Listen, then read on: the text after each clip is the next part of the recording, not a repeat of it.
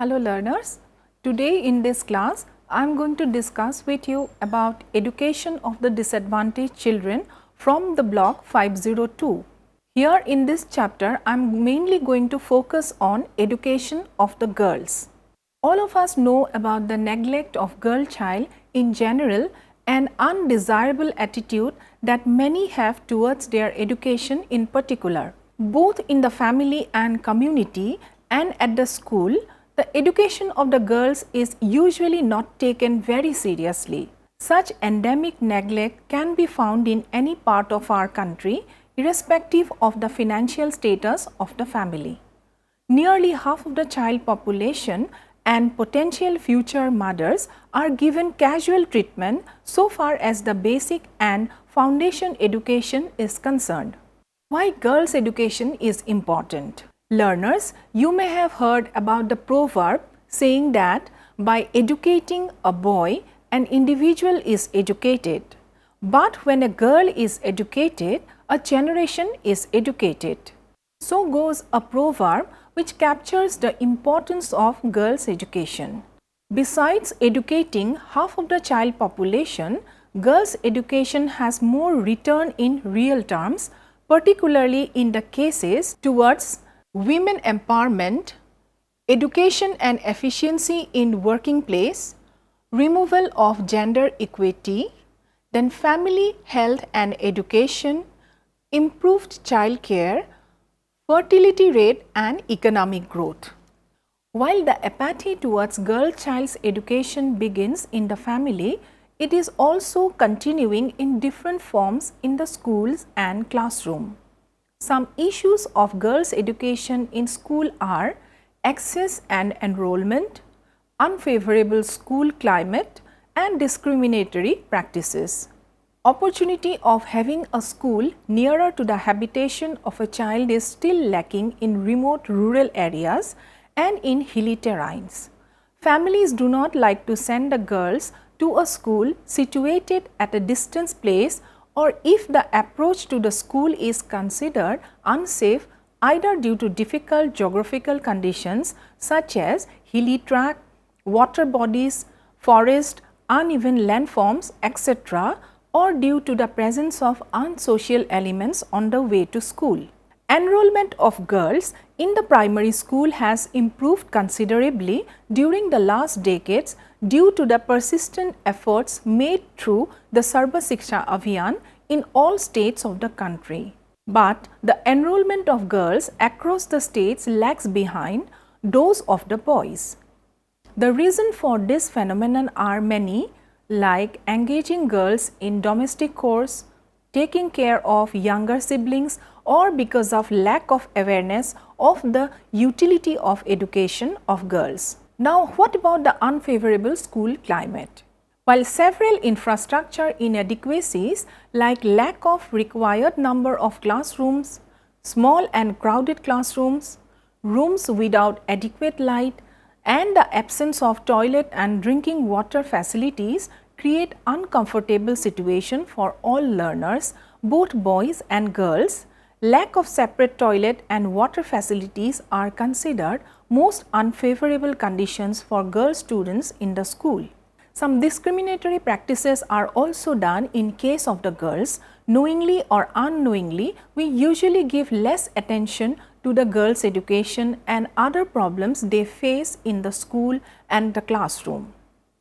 In the classroom, the girls sit separately away from the boys. In group work, girls sit in separate groups. Girls are not engaged to perform learning activities as frequently as boys in the classroom. The girls are asked less number of questions than the boys during the classroom interactions are some of the discriminatory practices that are continuously done in our schools. Some myths about learning performances are also there. There are several common beliefs about girls' learning achievements. Some of such beliefs I can tell you here are: girls are poor achievers than the boys at any age or grade level. This is a concept that we people are having in this country about the girls' achievement in comparison to the boys. Girls are poor performers in mathematics at any level than the boys.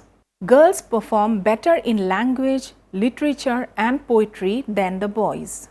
Girls are better in verbal fluency and artistic aesthetic sensibilities, whereas boys are better in mathematical reasoning and physical motor abilities. How to tackle these issues? Continuous interaction with parents, especially with the mothers, is to be made for the enrollment and regular attendance and performance of girl children.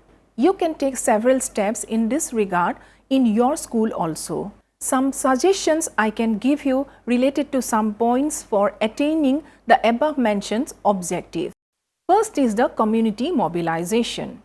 Continuous interaction with parents, especially with the mothers, is to be made for the enrollment, regular attendance and performance of girl children. The members of the school managing committee, mother-teacher association, self-help groups and other opinion makers should be sensitized for mobilizing communities in favor of girls' education in their respective schools. In this direction, you should take the initiative first. You can ensure separate toilets for the girls. Using available funds from Sarva Shiksha Abhiyan, separate toilets need to be constructed. You must see that the girls use it properly following all sanitary habits. This not only helps in regular attendance of the children, it also develops sound sanitation habits in them which they also carry to their families. Availability of incentives in time. Dear learners, girls in schools are being provided with several incentives like free school uniforms, free textbooks and free reading and writing materials from the Sarva Shiksha Abhiyan funds. You need to ensure that these incentives reach to them on time. Next is involving girls in all activities. Dear learners, you need to specially ensure the participation of girls in all types of activities conducted in schools. No activity should be specifically marked only for boys or only for girls. Then more group learning. Dear learners, you must create more scope for group and peer learning in which girls can participate without any restriction. Such free and purposeful group interactions help in minimizing gender discrimination in the classroom. Then bias-free classroom interaction. During classroom interactions, you must distribute your questions nearly in equal manner among boys and girls, consciously avoid giving any discriminatory remarks to girls and encourage them for better performance. Then bias-free learning assessment. Dear learner, you need not attach any bias or discrimination while assessing the learning progress of girls. The girls should not have any feeling of unfairness in assessment of their performance. You may encourage peer assessment as a part of formative assessment in which every child, including the girl child, feels free to assess others and herself simultaneously, thus getting motivated to improve her performance. Now what about the girls' education? What Sarva Shiksha Abhiyan is doing for girls' education in our country? Girls' education is one of the major interventions of Sarva Shiksha Abhiyan. It recognizes that reaching out to the girl child is central to the efforts to universalize elementary education. Sarva Shiksha Abhiyan's focus on gender priority is rooted in the National Policy on Education 1986 and also National Policy on Education 1992 and the Program of Action which brought in center stage the issues of gender and girls' education. More importantly, it linked education of women and girls to their empowerment. National Policy on Education states that education should be a transformative force, but women's self-confidence and improve their position in society is challenge inequalities. That's all for today. Thank you very much.